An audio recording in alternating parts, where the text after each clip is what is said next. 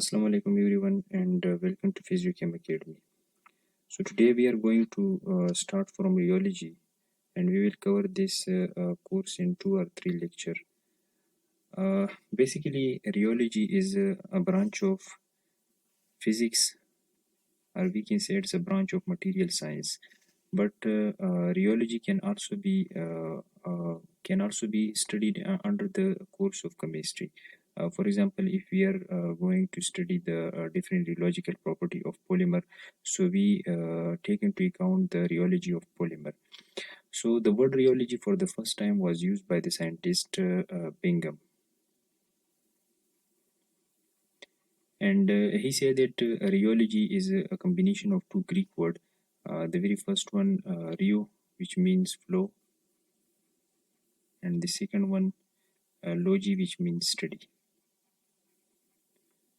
So literally, we can define rheology as the science of flow.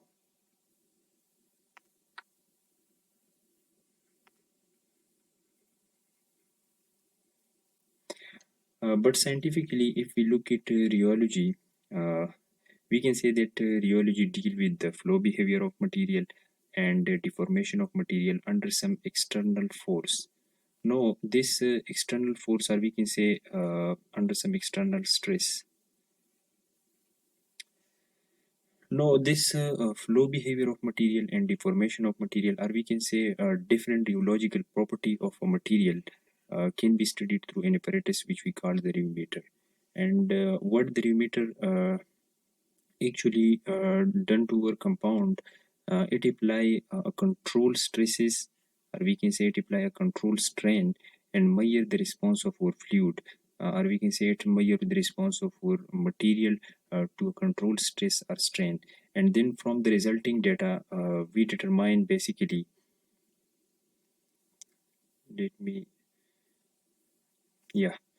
from the resulting data, we then determine the viscosity of material, elasticity of material, and different other rheological property of materials. So this rheometer is used to study the different rheological property of the material, or we can say the fluid. Now, if we look at matter, so there are fundamentally there are 3 states of matter, and the very first one is solid, and we take into account for solid elasticity. Solid possess elasticity, and due to this elastic behavior, when we apply stress to solid, it show resistance to that stress and maintain its shape. And from this maintenance of shape, or we can say from this elastic behavior of the solid, we can find out that how much of a solid is elastic if we apply a stress to it. The second state of matter is liquid, and for the liquid we take into account viscosity. Liquid do not possess the elastic behavior, they possess viscosity, and due to this viscosity, liquid maintain its shape, or we can say that it shows some resistance to the external stresses, or we can say to the external strain. When we apply any kind of the force to the liquid, they will show some type of resistance due to this viscous behavior. And then we can find out that how much our liquid is viscous, or we can say that how much is the viscosity of our liquid or fluid. The third one is gases. No, gases cannot be studied under the course of rheology, and there is a special reason for this, that why we do not study gases in rheology. So if we look at gases, the viscosity of gases, or we can say the flow behavior of the gases, are not affected by the shear stress, or we can say by external forces. So therefore, we do not take into account gases into the course of rheology. Or we can say that gases lack viscosity or lack elasticity, and therefore we do not study it under the course of rheology. Now, keeping in mind the above discussion, we have classified material into 3 classes. The very first one is solid, and solid possess as I mentioned above, that it possesses elasticity, elastic behavior.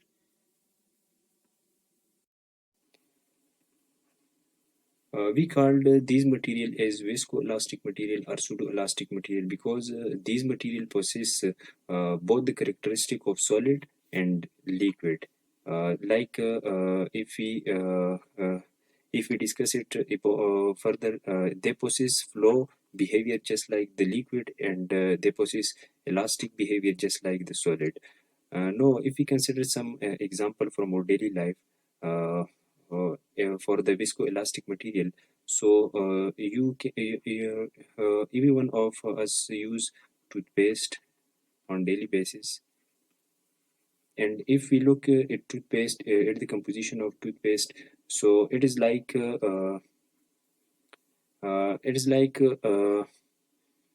possess both the flow behavior, and it also possesses elasticity.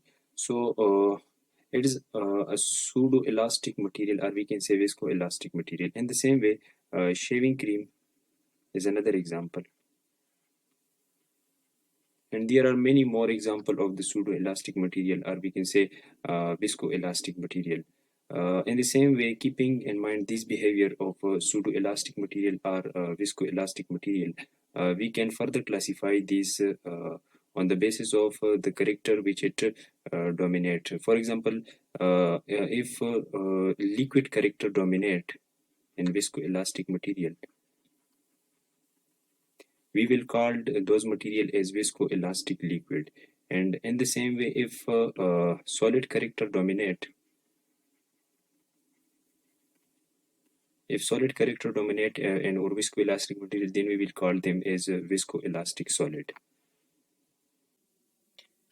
So there are some other terms which are used in the rheology. The very first one is shear stress, and we denote shear stress with the ta. We can write it like this. No, shear stress arises due to, we can say, shear force.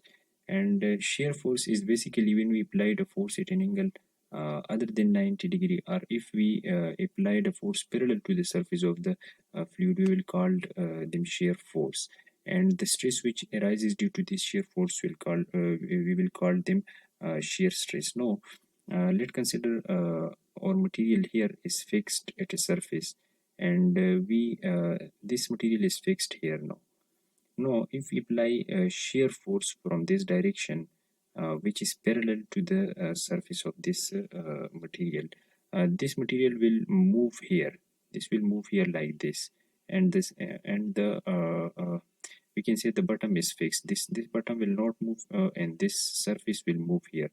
This will cover some distance, like in the form of dl. So this will produces a kind of change in our material, and we can call now this type of the force which we applied parallel to the surface will be called shear force, and the stress which produces in this material due to this shear force will be called the shear stress. Now mathematically we can write shear stress as force per unit area, and we know that force, the unit of force is Newton, and area is covered in meter square. So this is Newton meter inverse square. Now another term is shear rate. Shear rate we denoted by gamma, and if I simply define shear rate, it is it tells us that how fast the material is being sheared, or we can say how quickly one layer of the material is sliding past another. Now let's consider a fluid in a container, just like this one, and here are some layer of this fluid. Here is the fluid, and here are some layer I have just drawn it. Now let's say the layer which is near to the surface, we can say near to the wall, and this layer will be slow, as you all know, and the layer which is at the middle will be the fast layer. The velocity of this layer will be greater as compared to this layer. Now, mathematically, we will define shear rate as the change in velocity divided by the distance between the layer. So this del V will be V2 minus V1 here, as we have here, as we have mentioned, that V2 will be fast layer and V1 will be the slow layer. So we will take into account this like del V will be equal to V2 minus V1, and we will mathematically write shear rate as del V over del X. Now from this we can find out the unit of shear rate as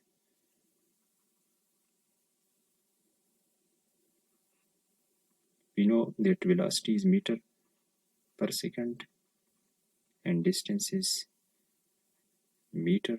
So all this will be cancelled out and per second will be the unit of shear rate.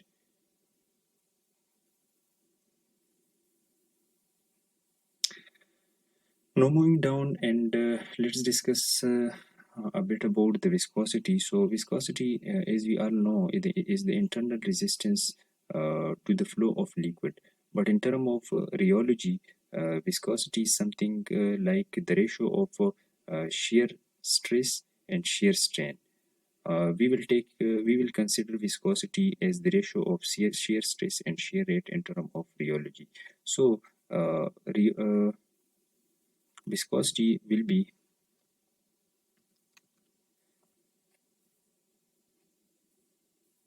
here, as we have find out the unit of the shear rate is uh, Newton meter inverse square, and shear rate has the unit of per second. So as a whole, the unit of viscosity here will be Newton meter inverse square second. So this was all about the detailed lecture about the rheology. In the next session, we will cover type of fluid, Newtonian fluid, non-Newtonian fluid, and some other important discussion about the rheology. Thank you very much for watching this video. Allah Hafiz.